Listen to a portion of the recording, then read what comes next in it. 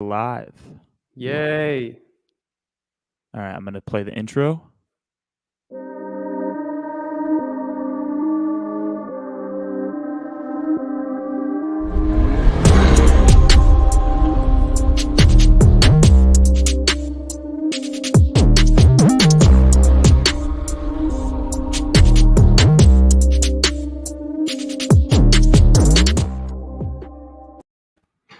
We're live. This is amazing. Welcome, guys. What's up, Quaz? Hey, how you doing? Great. Just getting comfortable here in this new setup. Do you mind if I grab my water bottle real quick? Grab it. Do it. All right. I'll get us started off here, guys. We have the Grand Master here today. Hope you guys understand how special this is. This is going to be fun. So get dialed in. We're going to go for at least a good hour here. And I'm pretty excited. Quazi's a really good friend of mine, and let me just get this link fired off to a couple people, and we will start rolling once Quazi is back. Yeah, this is going to be awesome. You guys are in for a treat with this one. I have a good show planned.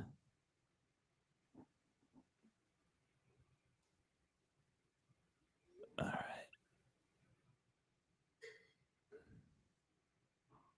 Cool. So Quazi will be back any second.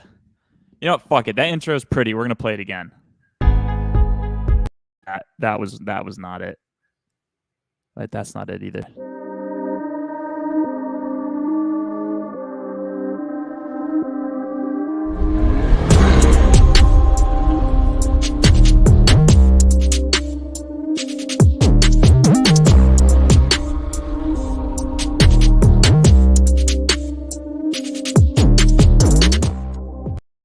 I played the intro again.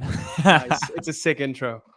I'm still getting used to this streaming software. I literally discovered it yesterday, but let's go right into this. Guys, Good. we have a very special guest today on the show. We have the Grand Master. Quazi's a good friend of mine. Today we're gonna go into the story of how Quazi literally went from a depressed, tiny, little, decrepit person, Indian boy, Bangladeshi boy, to from this. Let me actually do this. This is worth it for the show. I'm gonna show you who this man used to be, just to show you guys you can do it too. I need to get a Jamie for this show and have someone like pull these up for me, but this will yeah, be you good should. for now. This is who I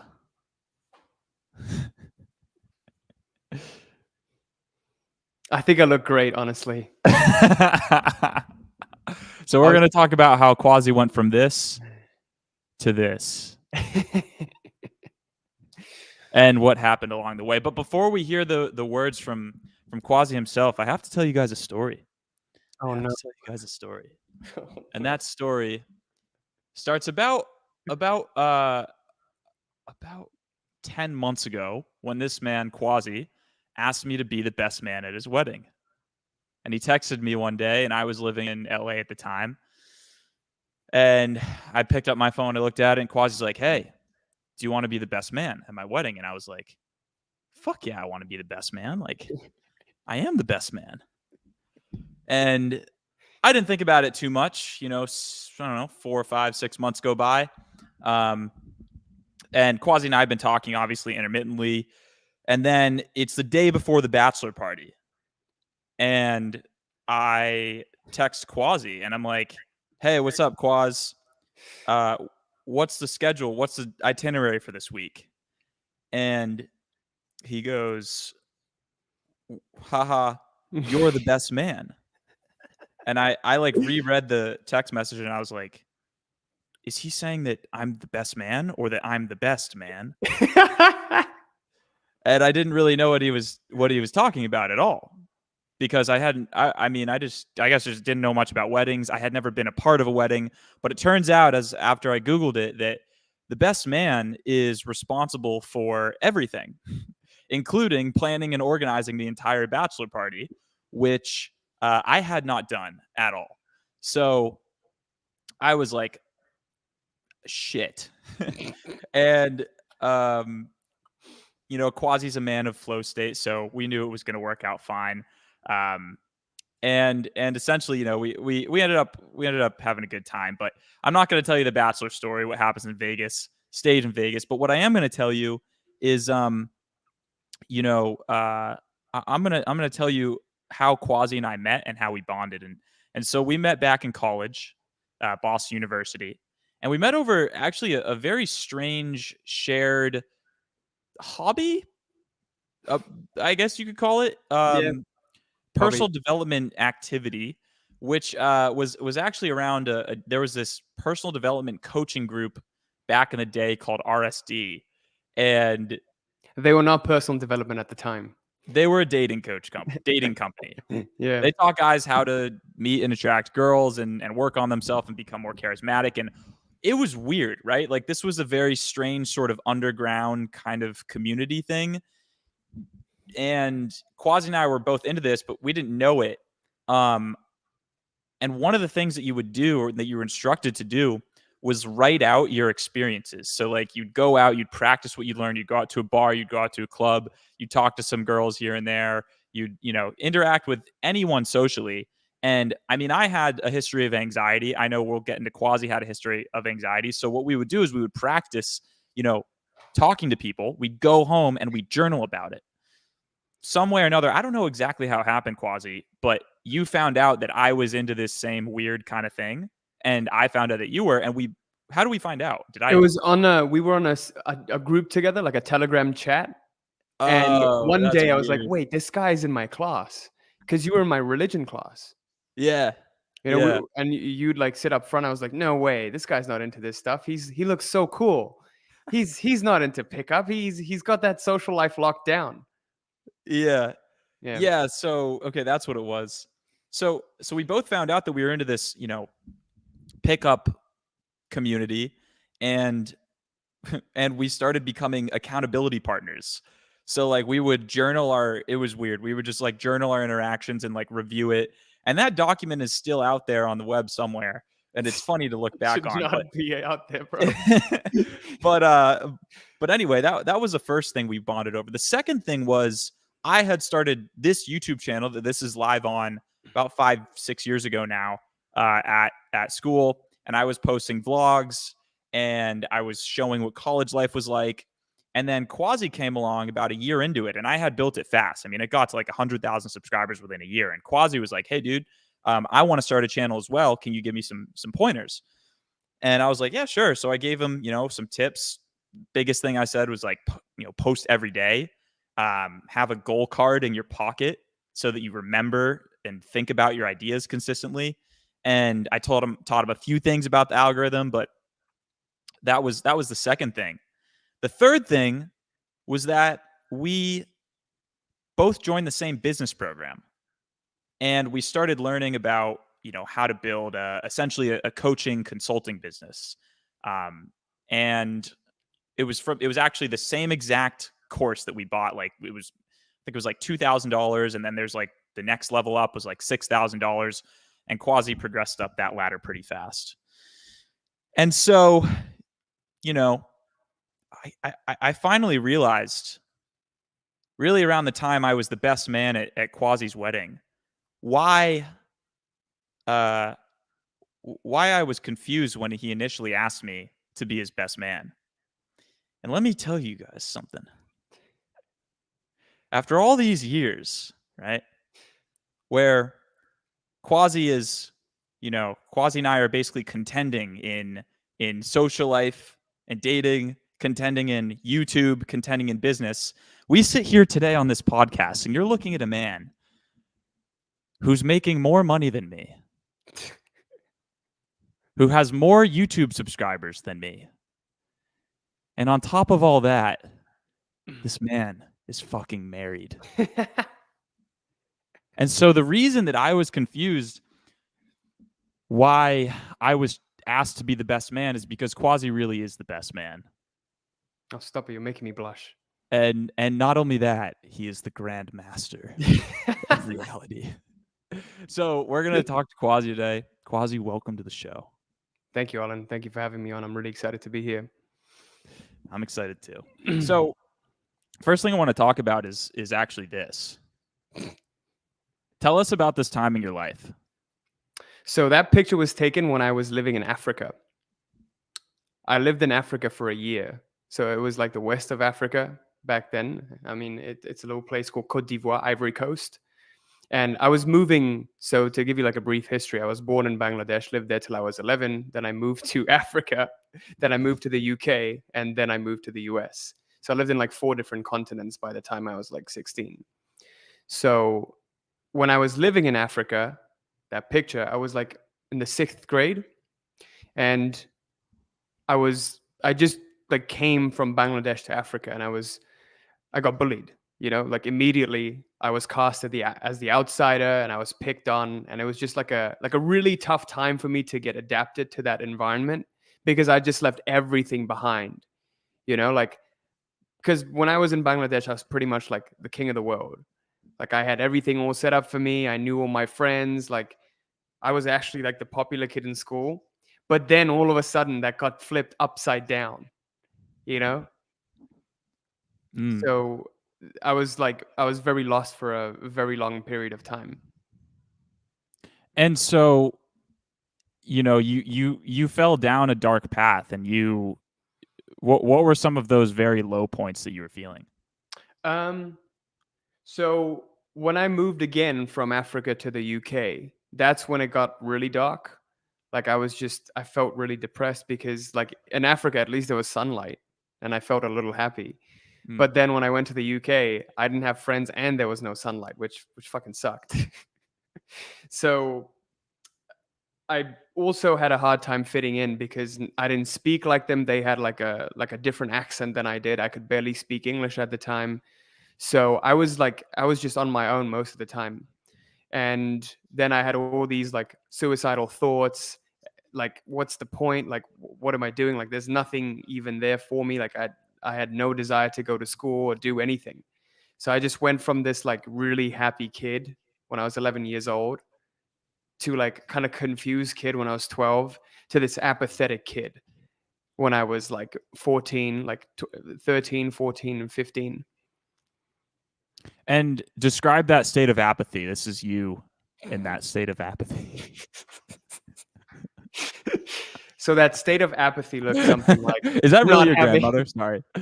No, it's not. That's actually there's a funny story behind that. When I moved to the US and I was in high school, like doing my junior and senior year, they did all these pranks, and some guy created a prank Facebook account titling it Quazi's grandmother and put up that picture and started engaging all the groups.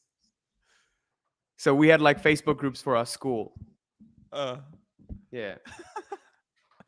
So okay, so back into the state of apathy, because I think that's actually, I mean, I deal with a lot of people. I'm sure you coach people through it as well. That are in, it's below depression. It's different. So what is that like? What was it like for you? It's just when you don't have the energy to do anything. You don't have the energy to even get yourself to eat. You'd rather not eat. You just feel dead.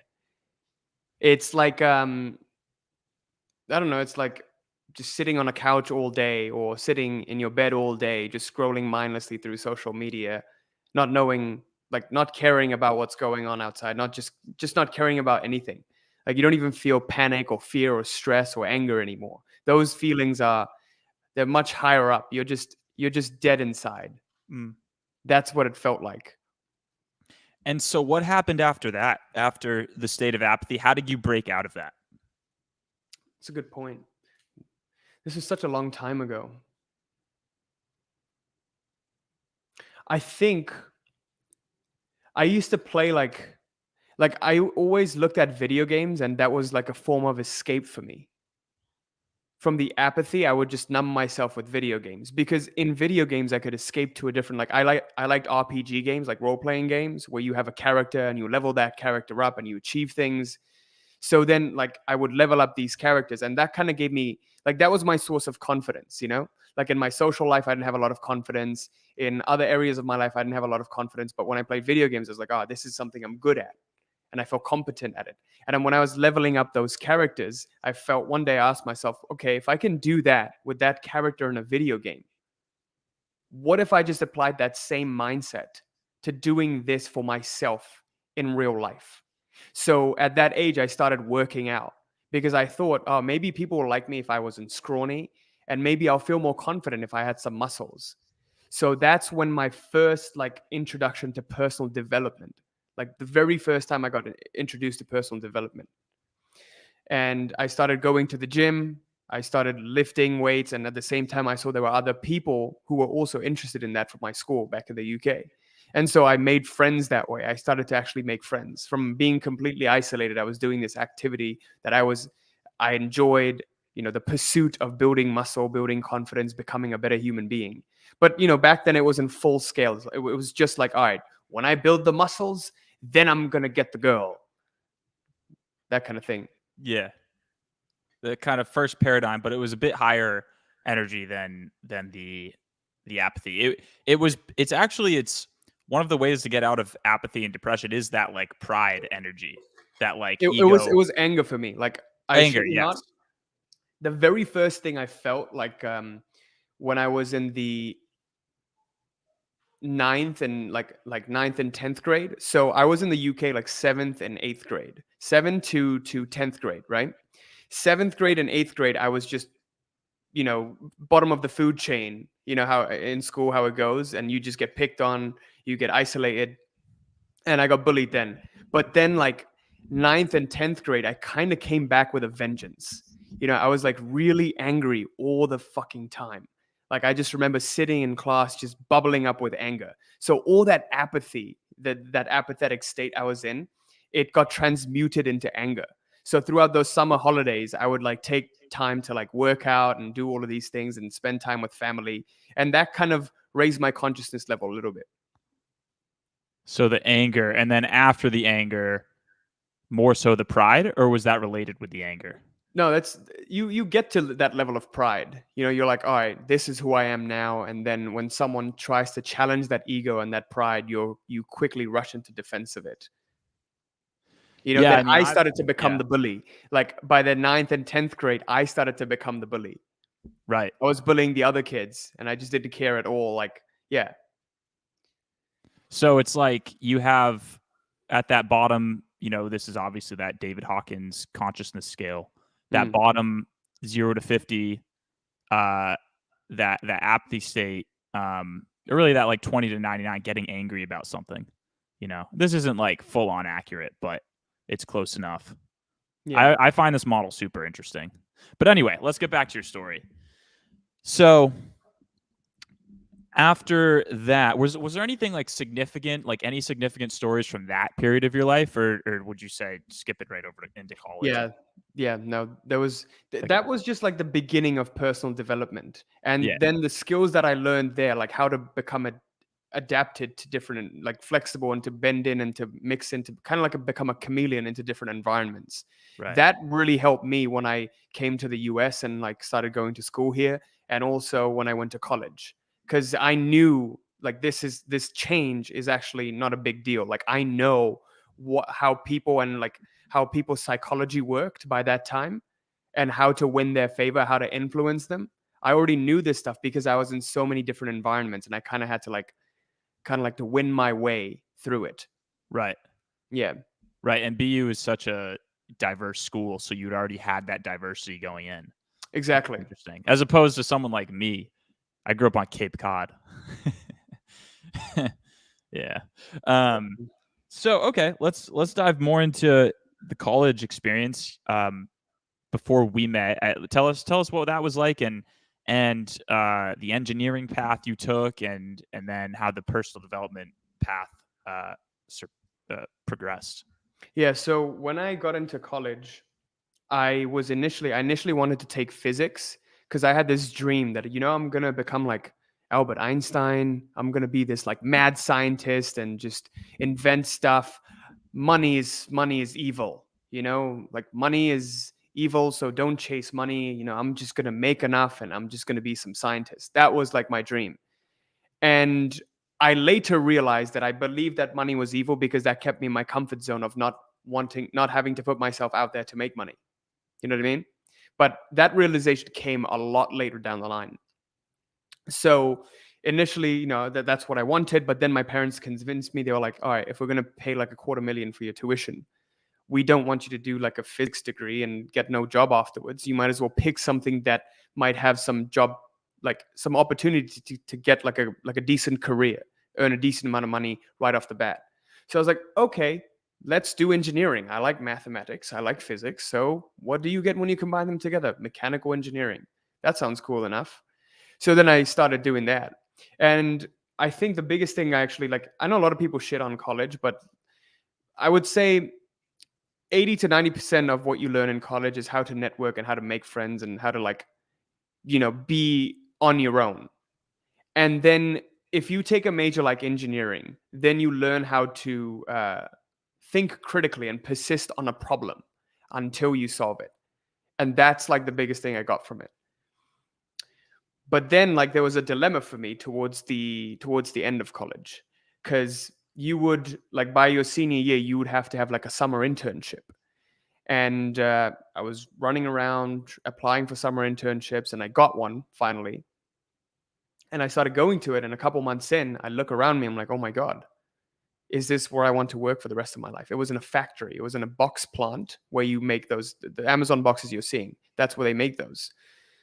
And I was looking around all this equipment, machinery. It's completely sealed. It's like super warm. It's just like working in a factory, I looked around me. I'm like, is this what I want for the rest of my life? All these people around me, so miserable. They're like waiting to stick their arm in the machine to get workers' comp so that they never have to come to work again. Is this what I wanted for the rest of my life? I'm in my 20s. I'm about to graduate. Is this what the next 20, 30, 40 years of my life are going to look like? I was like, no way. And so there was this place of deep pain. That's where it started. There was this deep suffering, deep pain of, I don't want my life to look like this. And then you met me. Pretty much. And I changed your life. Oh my God. No, what happened? Tell them, Quazi. Yeah, so then I decided, well, I don't want this. What do I want instead? I started asking that question, because I think a lot of people, they're very clear on what they don't want, but they never ask, okay, what do I want instead? I started questioning that. And then I had friends like you and my friend Raphael. And I saw that you at the time were doing you were just making vlogs, doing what you want. You were pretty much traveling the world, and you were making 10, 20K a month selling merch. And I was like, merch? What? He's selling his own fucking clothes and he's making so much money to travel the world? I can do that. And then I saw my buddy Raphael. He had an e-commerce business. And he was also doing something similar, 10, 20K a month, traveling the world. He dropped out of college. I was like, how is he doing that? How are these people doing this? And then I looked at you. I was like, YouTube channel. Okay, that sounds interesting. You know what? I'm just going to start a YouTube channel and talk about personal development. Maybe I'm going to sell merch one day.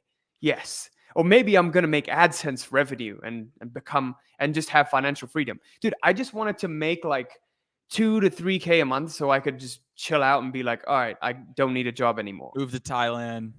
Yeah.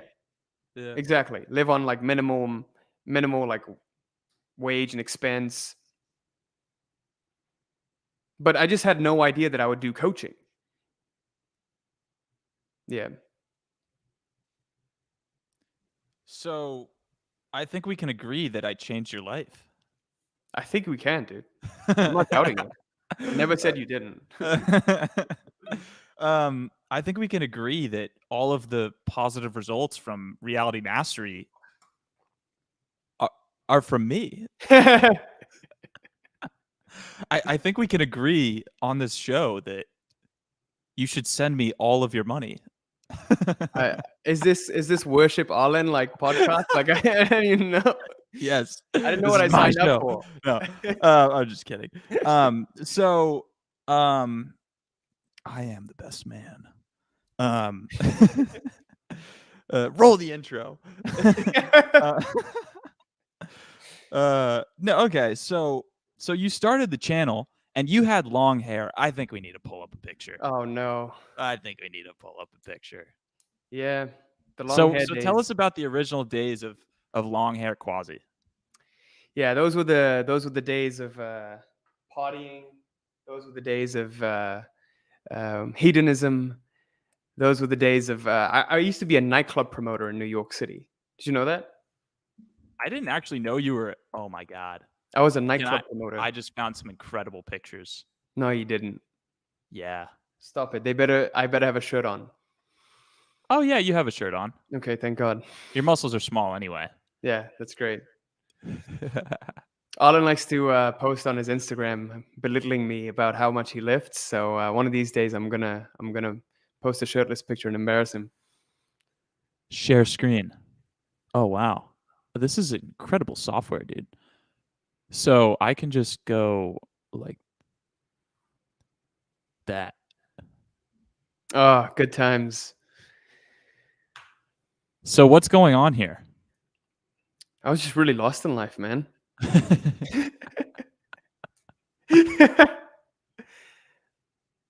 So okay. So so tell us more. So you were just That's starting my this dad, channel. by the way. Your what? That's my dad. Oh yeah. Yeah, I That's my remember. dad.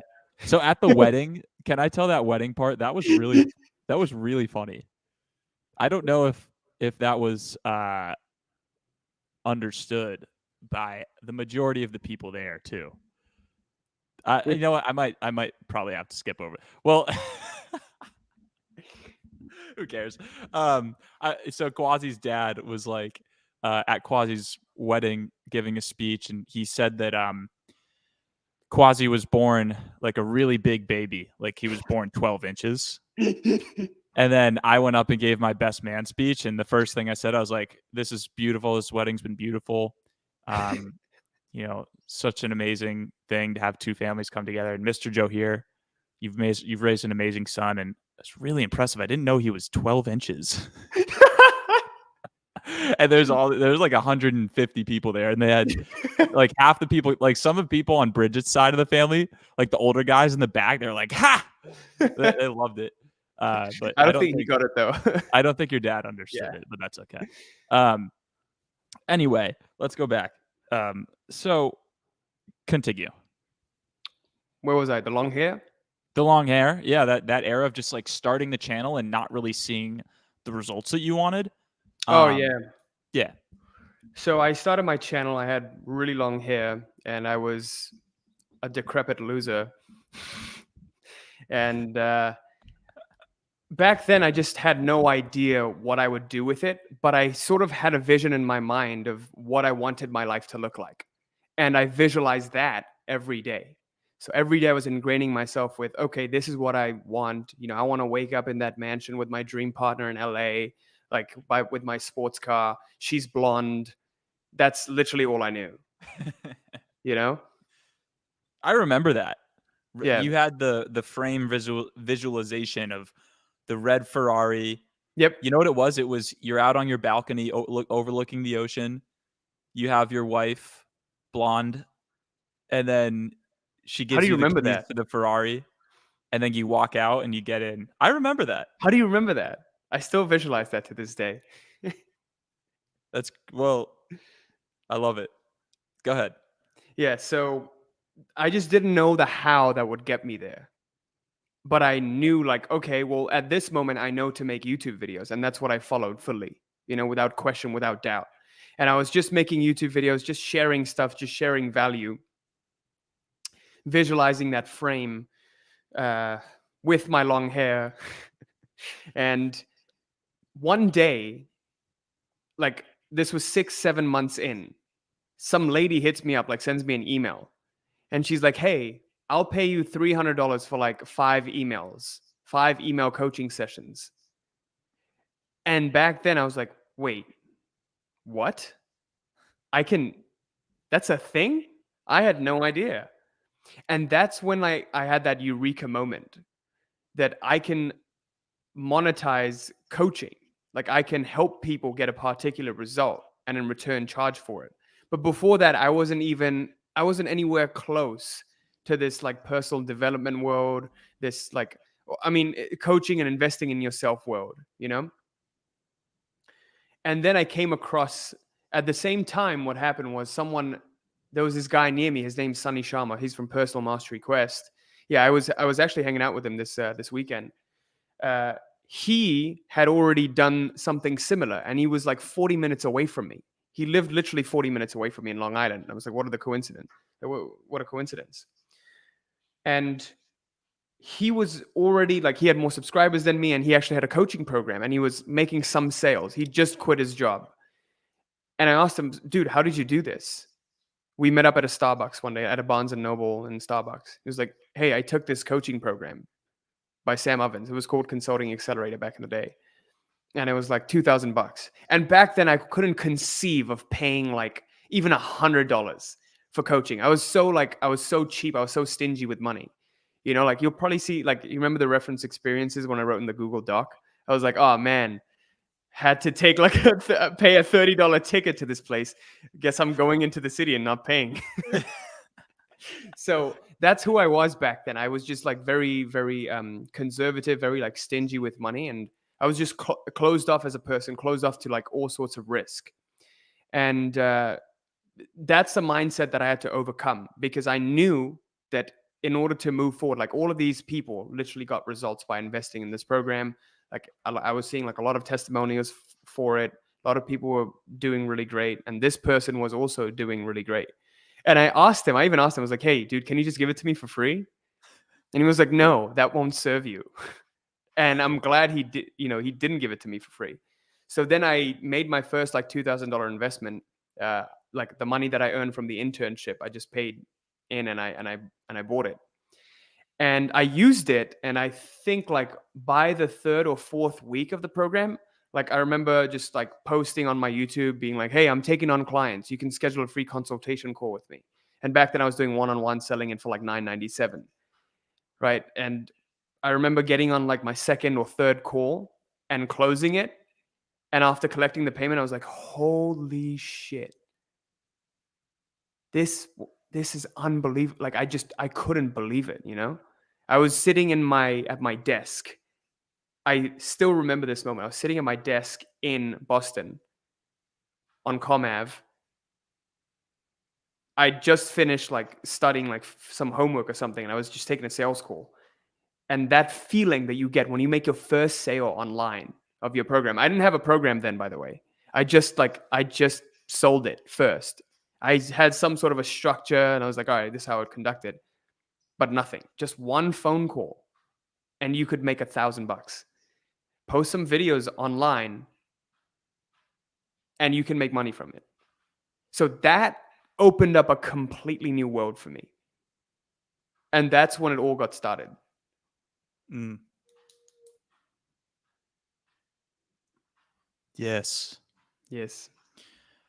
And then you went to see Sadhguru. Actually, before we talk about that, you went with Bridget, right? Your wife, Bridget. Yep. So tell us about how you met Bridget. On a fine October 2000. I can hear you. I just need to close this window. Go ahead. Yeah. So on a fine October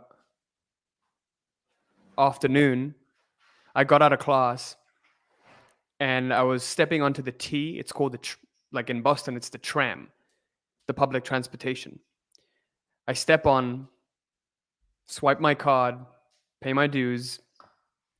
And then as I'm walking towards the back of the tram, all of a sudden I see this girl, and she just catches my eye, like mesmerizing blonde hair, blue eyes, just like literally my type, you know? And I don't see anything else. Like I just get tunnel visioned. I get completely tunnel visioned. I just had to go up to her and talk to her. So I just went up to her and I was like, because she was listening to music. I was like, take your headphones off. It's like, hi, I'm Quazi. Nice to meet you. What kind of drugs do you do? Straight Was up. that your opening line? That was my opening line. And then she just started laughing. Yeah. Yeah, and that's how we met. And then we started hanging out, and one thing led to another, and now we're married. So I had Colin Yerkison on yesterday, who I introduced you guys, and he has a girlfriend as well. I actually think they just got married. He might have mentioned that, but it's interesting, bro. The first love sighting, and then just going up to her, like it really is. Same thing with him. For him, he was in Bali. Yeah. And he was in a cafe and saw her. Her name's Naomi with her mom, and he just was like, "Oh my god!" Like, and just like tunnel vision, like that's the most beautiful girl I've ever seen. Yeah. Boom, go, just meet her, got her number, and then, yeah. I mean there's that whole story. They can watch that episode if they want to hear it. Man, What happened after if that? any woman's watching this must be so much pressure on them. It's like, all right, I got to look like the perfect girl. No, that's not even it, dude. I mean, I've had a love at first sight like situation, and she was working in a cafe. Like, it's not about. In Bali? Yeah. No, no, it was in Australia. Oh, it But was? yeah, Okay. but no, but like, um, it's not about like Bridget. She was on the bus going to school. It was probably early. She might have been a little hungover. Like, it's not about like looking perfect. It's more about Yeah. just like it's the connection. It's like a heart connection that and an energy more than it is how your makeup looks that day or whatever. No, I wouldn't. definitely. If girls watch this, it So wouldn't put just too like much as a pressure. disclaimer, like it's a vibe thing. Yeah. You know, like everyone has someone for them. Like everyone's attracted to someone, and not everyone's attracted to the same kind of people. Yeah. Yeah. So what happened after the bus? Oh, I immediately met up with my friend Mo, and I was like, dude, I just talked to like the most gorgeous girl on the train. And then I showed him like the picture of her. And that was pretty much it. What happened after that? Did you text her? Did you Oh, take her on a date? What happened? are we keeping this PG or what? I mean, this is Arlin Moore channel. You know what's been on this channel. No, You can say whatever you want. I so I DM'd her on Instagram, and we hung out. Like for the first date, her friend and she brought her friend over to mine, and I just like played them some guitar. I had a guitar in my room back in the day. Yeah. I used to What? that was my move. Yeah. Okay. So if you want to get a girlfriend, you need to go up to her and ask her if she does drugs, Yes. and then play her a song on the guitar. Yep. And back then with the long hair, it was all part of it, you know? It was all part of the identity. It worked really well. Yeah, you were peacocking. Yeah, exactly. I had Okay. dude, I had a trench coat on. I was wearing a goddamn trench coat with That was sweatpants. you were trying to like stand out. No, I was just like You were I a think decrepit loser. I think I came back from an interview or something. But yeah, no, I was pretty much a decrepit loser. How did she fall for a decrepit loser? She always had a crush on me before. She'd seen me around on campus, and she was like, "Ooh, Yeah. who's that Tarzan-looking guy?" Apparently, her and her friends used to call me Tarzan. Yeah. Okay. Okay. All right. Okay, so you guys got into a relationship. How long was it that you like date before you're like, all right, you're my girlfriend? 2 months. Okay. So yeah, so we met October 15th, December 2nd, we started dating. Okay. And then you guys went together and you saw Sadhguru. Where was that? And I want to hear the whole story. I just want to know about it because I don't even know it. Yeah, it was in Philly back in 2019, in April of 2019. Like right before we graduated. And I convinced her to come. and we both got initiated by Sadhguru in the Shambhavi Mahamudra program, the inner engineering program. And I shit you not, when he was doing the initiation, some people were just like screaming like monkeys. I think they were like unleashing some demons in the world. It was crazy. I thought it was sound effects that they put on. I couldn't believe it. Like initiation, we were all in meditation, and people in the background started screaming. And before he was starting the initiation, he was like, "Yeah, you're gonna hear people scream and do weird stuff. Just ignore it. Focus on your own thing." So there's something going on there. Yeah, the quantum field is a strange. It's a strange thing. It's a strange thing, man. You know, it's I don't I haven't. I mean, I would tell you this, and now there's going to be probably several thousand people that see this, so whatever. But I do some weird stuff like energetically. I don't tell a lot of people about. Like I actually yesterday, I'm right here in Venice Beach, and I walk out to the beach, What do and you I do in the shower, see man? this. I don't Huh? want to know what you do in the shower, bro. No. So I was on the beach and I'm walking to take a cold plunge and I see this like older woman sitting, you know, lotus position, and she has her arm on this guy's shoulder. He's like facing sideways to her, and then there's a girl, probably his girlfriend, next to the older woman, and she's like this. She's like has her hand on his shoulder, and she's like saying some stuff, and he was just like stone face. So I go in the water, and I knew it was happening. She was cleansing his energy or whatever, you know, like it's LA. Like you're seeing that stuff, you know. And so I went in the ocean and I was like, that guy didn't look like he was having too visceral reaction. It didn't look intense enough. So I got out of the water and like I came back and I saw them, and I locked in like energetically, and I just sent I like sent I was like, I'm gonna like your demons are gonna come out now. And I kid you not, bro, he started bawling his eyes out the second I did that. No way. Yeah. Like I sent it like through the earth and just like boom. And I was like, boom. I was like, this is gonna hurt, buddy, but it's gonna be good for you. Eat some steak, buddy. So, dude, do you have any experiences like that? Like where you've helped someone, or you've just seen, I mean, obviously the inner engineering Sadhguru stuff happened, but anything else like Kundalini experiences or like, you know, stuff you've seen like that? I've heard of people having it, but I've personally never had an experience like that. Nor was I really interested in having like an experience like that. Hmm. You know? Yeah. Have you commanded people to enlightenment? No. I wish. Okay. I would command myself first to enlightenment. Right. Well, I think you're enlightened. No. I think enlightenment is a lot simpler than people think.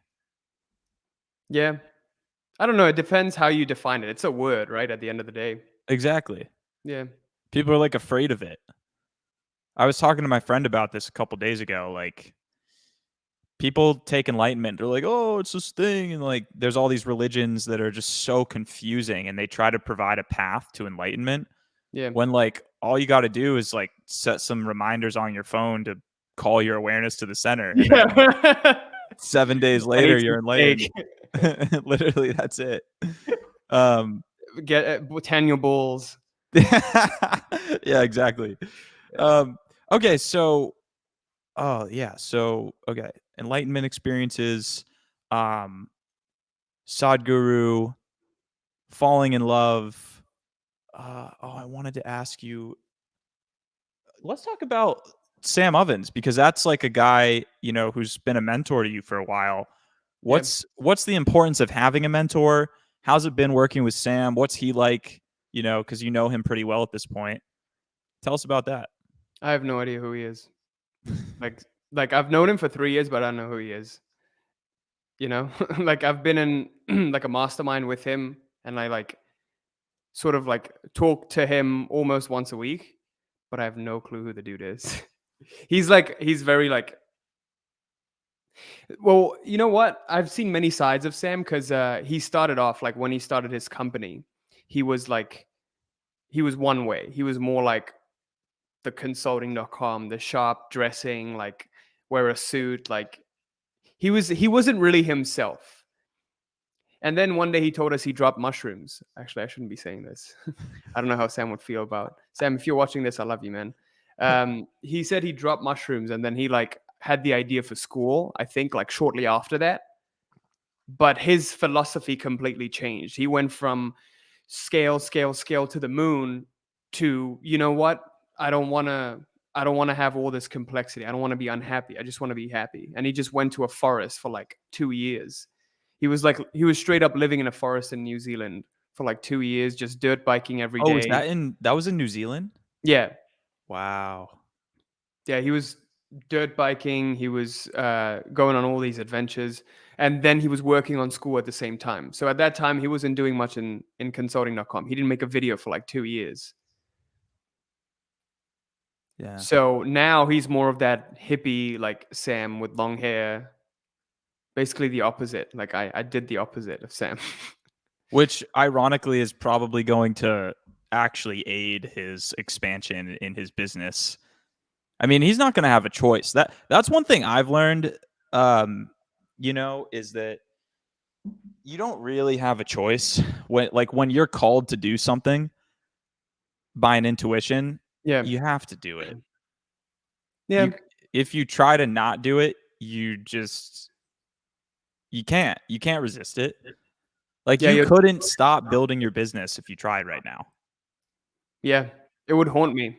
Yeah. Like your intuition would forever keep haunting you if you get called to do something. Like attraction, someone told me this. Attraction isn't a choice. Your Yeah. desires aren't a choice. They're the fundamental base from which we build everything up. Yeah.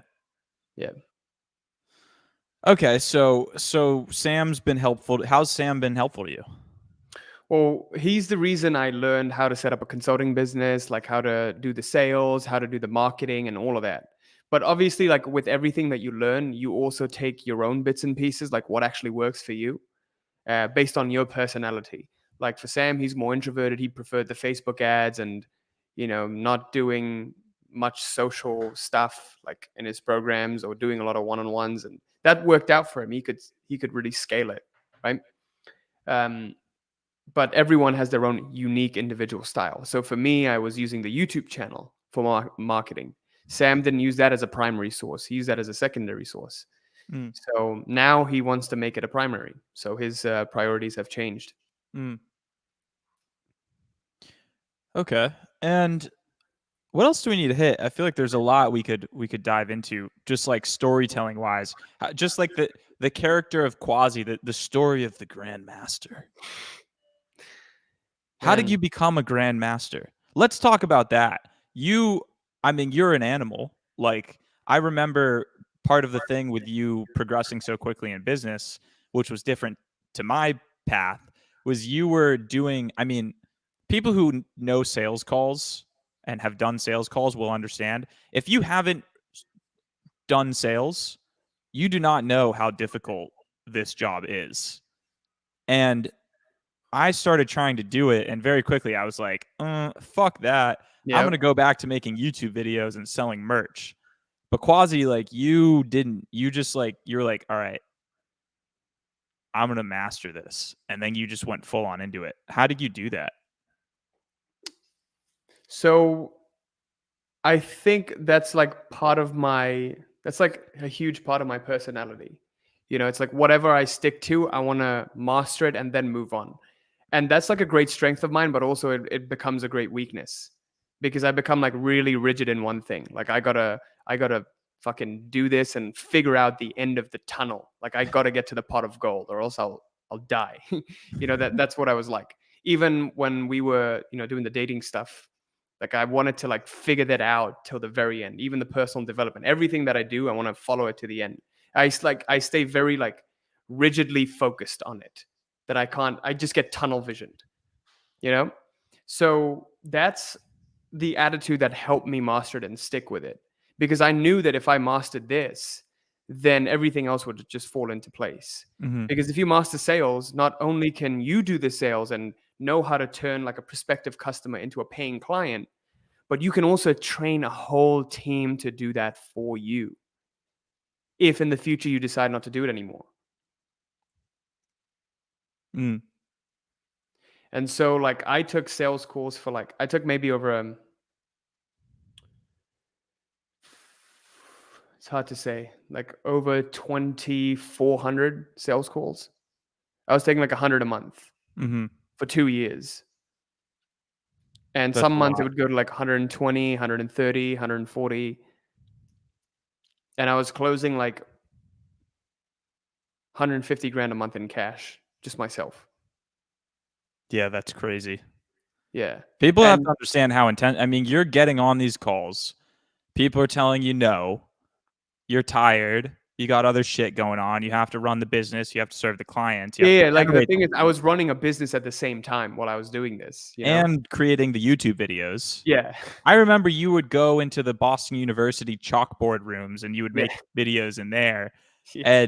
and you'd do like 7 in a day, and Yeah. then you would just put them across the next like week or so, Yep. and that was intense. Um. Oh, he shanked it. Oh dear. Oh dear God, he shanked it. You should put that video up. Why did you get into golf? Here's a funny story with that.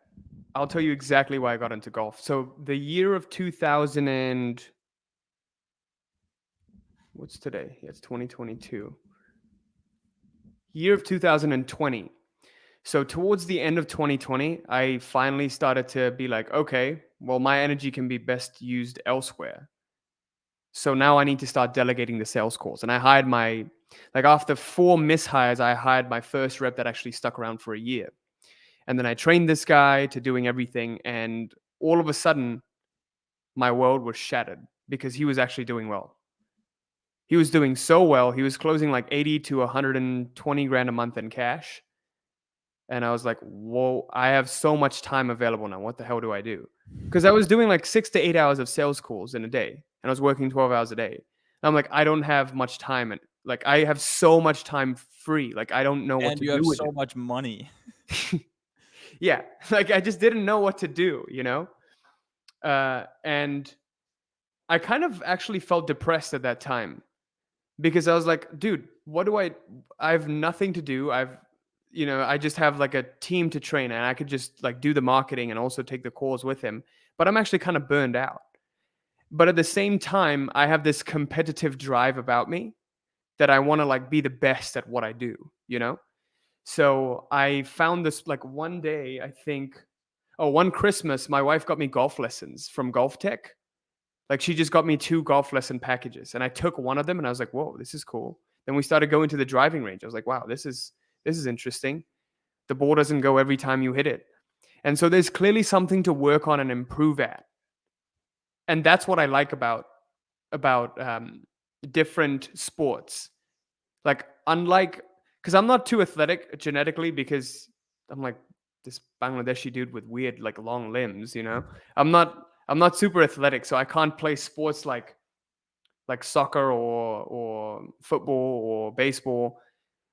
But golf is something I could probably play till I'm 60 or 70. And this is something I can probably get really good at. So I saw that as like potential for me. And that's when I got into it. And I just started playing. I just started going to the driving range. And then I started playing on the course. And I just started taking lessons regularly and getting good at it. But what I also saw is that I started learning a lot of life lessons through golf. Like golf teaches you to stop thinking mechanically about the little bits and pieces, the micro, let go of the micro and actually focus on the macro. And your subconscious takes care of the rest. Mm. So you just focus on the target and you just swing freely, let go of trying to control the club and trying to hit the ball perfectly. Just trust that whatever you do will work. If you do that more often than not, you're going to hit a good shot. Mm. I want to backtrack a little bit. There's a few more things on my mind that I want to touch on. So one, when you were in that state where you had delegated the sales calls Yeah. and you were bored, what time was that? Was that 2020 or 2019? End of 2020. Oh, okay. Because I just wanted to bring up, there was a time, it was actually, I think it was early 2020 or actually even late 2019, where like you and I were friends, but your channel started to blow up. Yeah. And I was watching your videos. It was weird because like you're my friend, but I Yeah. was like, Quasi's videos are like really good. And that's interesting that because that you hadn't delegated the sales calls at that point. So you were just in this like extreme action flow state. Yeah. I was just in that world. Yeah. That's fascinating. Yeah. Okay, that was one thing. The other thing I wanted to touch on was do you still do yoga every day? Yeah. I actually Talk to just I picked it back up like You did. recently, like 2 weeks ago, after a year of or after like 6, 7 months of not doing it. How long have you been doing it? So I've been doing it on and off for the past since 2018. So past 4 years on and off. Okay. Yeah. You're good at it though. Like you're like incredibly obviously dedicated, but um I mean, I've seen you just like do your poses and stuff randomly. I don't know how or when the last time I saw you, but like I'm not as flexible as you. Like, how do you think that yoga and just movement of the body, and obviously you're training with Lou now, Yeah. how does that impact you and your life and your decisions and your business? Yeah. So I felt the impact of yoga like 6 months ago when I actually quit. Like I quit doing yoga. I was just meditating for a bit. And like in the morning, I have a routine. I like to make my morning routine real minimal. You know, I don't like to like spend hours doing shit. I just like, all right, what's the minimum I can do? Something that I'll keep doing for the rest of my life. That's how I like to think about it. And I keep it that simple. So when I quit doing yoga, I started to feel my body becoming more rigid, right? And with that rigidity also comes rigidness of mind. So you become rigid onto the things that you're working on. You become more reactive. I started to become more reactive. I started to like become more distracted, more compulsive. You know, I just had no control over myself. And I started to notice this. And my wife started to notice this as well. I would get angered really quickly. And so I decided, I'm going to get that flexibility back. So yoga is all about flexibility. Both when there's flexibility of body, then the flexibility of mind naturally follows. Mm, And when you learn to sort of direct the breath, that's why I think exercises like Bateko breathing or like Wim Hof, they're really, really powerful. Because when you learn to consciously control the breath, you can also control the mind. The breath mm, and the thoughts are connected. mm, So if you notice this, if you slow down your breath, you'll see that your mind will naturally calm down. You don't even have to do anything. But when you hyperventilate, your thoughts, your mind just goes overboard. mm. Yeah. Let's talk about the business. Why did you decide upon realitycreator.com and reality mastery? The names? No, just the concepts that you teach, and I mean, tell people what you do and who you coach, Yeah. and then we'll go into it. So I run a company called realitycreator.com. And I launched this company because I was sick and tired of feeling like a victim, feeling like I didn't have any control over my circumstances. And the goal, like our mission, is to help every single human being on earth to master their destinies, right? To be able to realize that I have a say in how my destiny unfolds, not just some external circumstance or an external event. I have the full choice in how I want to live my life. That's our goal. And who we currently work with, who we're focusing on working on right now, are entrepreneurs and business owners who are at least, so in our reality mastery program, it's for people who are doing at least 5K a month in their businesses, and they want to scale up to at least 20K a month. And how we help them do that is by helping them change their internal world, by helping them change their identity, shift their identity. And people like who work with us, they have all of the business tactics and strategies, and they've tried all of the different business coaches and everything. And then when they see that nothing else works, they start to realize, wait a second, it was never the tools and the tactics that I've had, because a lot of people have used all of these things. It's me. It's something about my internal world. It's something I'm not seeing. It's something that's right under my nose, but I can't utilize it. And a lot of the times people have all of these false beliefs that start to act against them. So for example, people start to believe that, I should niche down and I should focus on this because someone said the riches are in the niches. And so they obsessively start niching down or obsessively and forcefully doing something that's not aligned to them in their journey right now.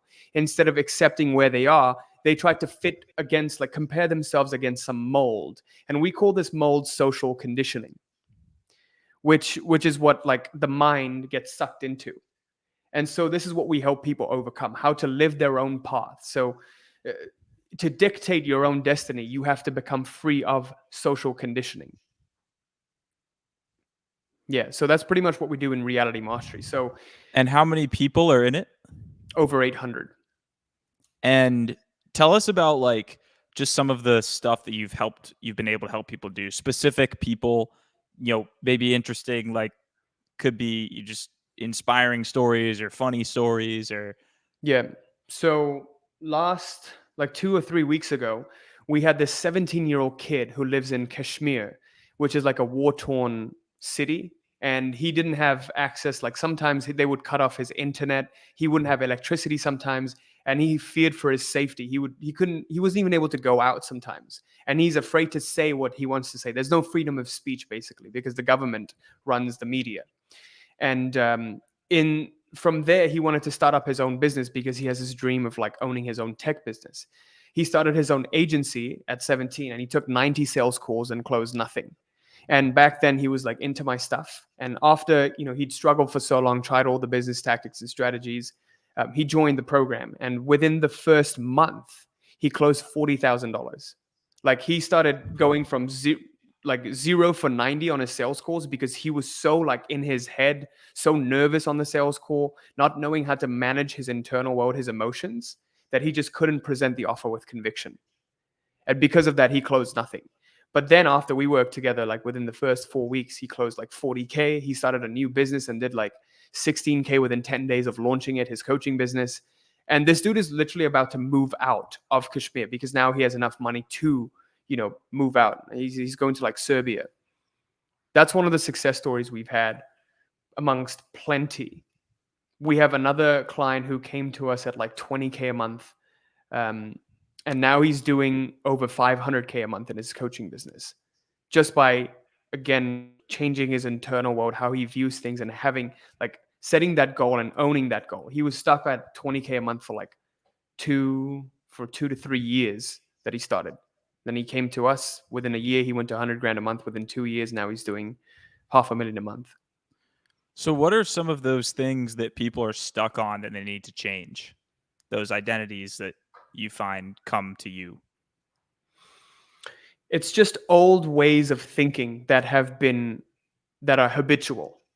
When you look at something and you form an attitude or an opinion towards it, you've got to realize that this is just an old way of thinking. This is how I've been thinking about this up until now. So this is how I'm going to keep thinking about it. And it's like a natural condition. So anytime a stimulus is presented to you, if I show you these AirPods, you're going to feel something. You're going to have an opinion about it. You're either going to think it's good, bad, or neutral.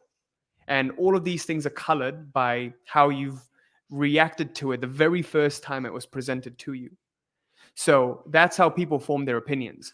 When people are presented to, let's say, an online business, and they hear it from some of their buddies, they're like, oh, those online businesses are scams. So immediately the stimulus becomes the online business and the reaction to it becomes scam. And that gets registered in your subconscious. Next time an online business is mentioned, the feeling of being scammed is the first feeling that you feel.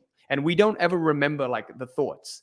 The feelings exist because they allow us to register things in our memories much easier. We'll remember a feeling much more than we'll remember a thought. So this is what happens to people, the traumas that they've gone through in their lives. They don't know how to recontextualize them and fit it into their new worldview.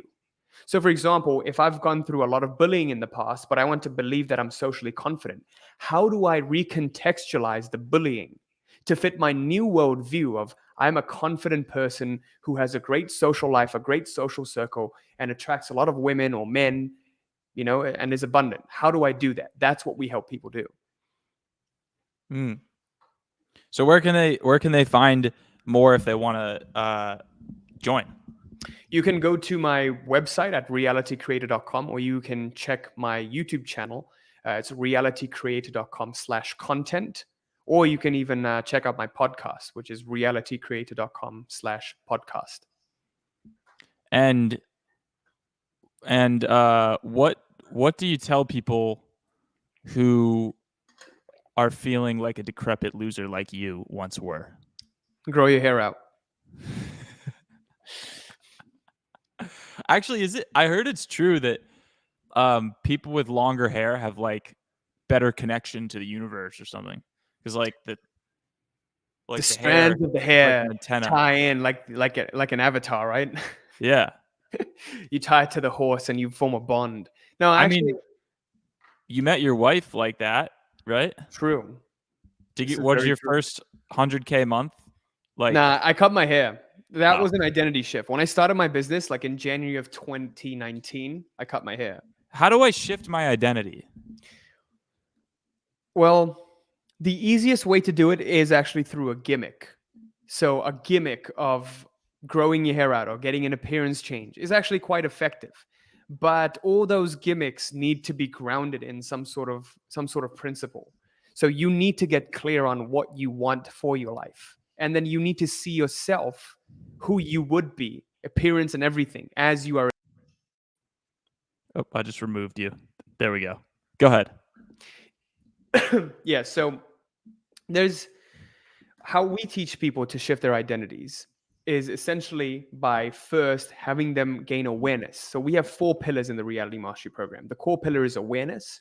You getting aware of your own patterns and accepting your own patterns, because any change always begins first with acceptance.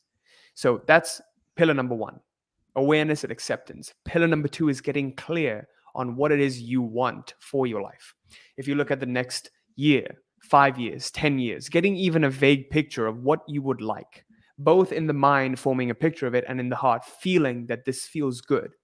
And it's, don't worry if you don't know what it is exactly. Just start somewhere. You have to have a foundation or something. So get clear on that. And then the next step, the third pillar, is creation. Using the techniques like visualization. I love doing visualization.